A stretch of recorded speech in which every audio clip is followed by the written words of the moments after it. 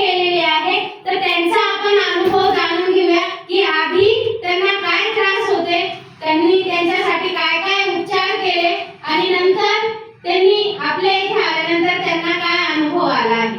बाबा सर्वप्रथम तुमचं नाव सांगा सर्व आई बाबांना. अशोक कांबोळे. मी पहिलं होम हॉस्पिटलमध्ये इलाज केला. मला कमरेचा त्रास होता, पण तिथे काही मला असा काही अनुभव आलेला नाही. पण इथे मी सुरुवातीला आपली 12 दिवस थेरपी घेतली. नंतर VIP थेरपी नंतर मला तर भरपूर रिझल्ट भेटलेला आहे आणि आता मी उठू शकतो, बसू शकतो. पूर्वी मला उठता येत नव्हतं, बसता येत नव्हतं, आपल्याला हाताला धरून उठवायला लागायचं. अरे बाबा, आता तिथून मला आराम भेटला आहे आणि यापुढे 100% आराम भेटेल अशी मी अपेक्षा करतो. थेरपीमध्ये असं तुम्हाला काय थेरपी देण्यात आली की तुम्हाला इतका छान अनुभव आला 5 दिवसातच?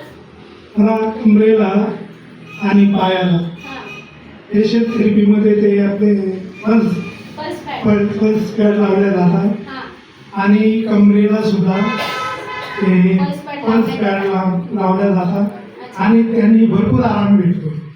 ते लावल्यानंतर थोडं 15 मिनिटं थोडं चुनचुन वगैरे होती, पण उठल्यानंतर चांगला अनुभव येतो. त्यांनी भरपूर आराम भेटतो. हे पण जे आहे ते सांगितलं. आणि आणखी बाबा तुम्ही आपली प्लस लाईफ गार्डची जी मॅट आहे तिच्यावर सुद्धा थेरपी घेत असतात, हो की नाही? तिच्यावर थेरपी घेऊन कसं वाटतंय तुम्हाला? खूप छान वाटतंय. अर्धा तास ती गेल्या जाती आणि पूर्ण डोक्यापासून तर पायापर्यंत पूर्ण हिट आपल्याला भेटते आणि त्यामुळे भरपूर नसा मोकळ्या होतात. शरीरातले पूर्ण आकडलेले जे स्नायू असतात ते पूर्ण मोकळे होतात. अच्छा, सर्वात जास्त महत्त्वाचं काय आहे बाबा? आपल्या शरीरातल्या ज्या नसा आहेत, ज्या स्नायू आहेत, त्या मोकळ्या होणं गरजेचं आहे, हो की नाही? हॉस्पिटलच्या गोळ्या औषधं खाऊन त्या मोकळ्या होतात का?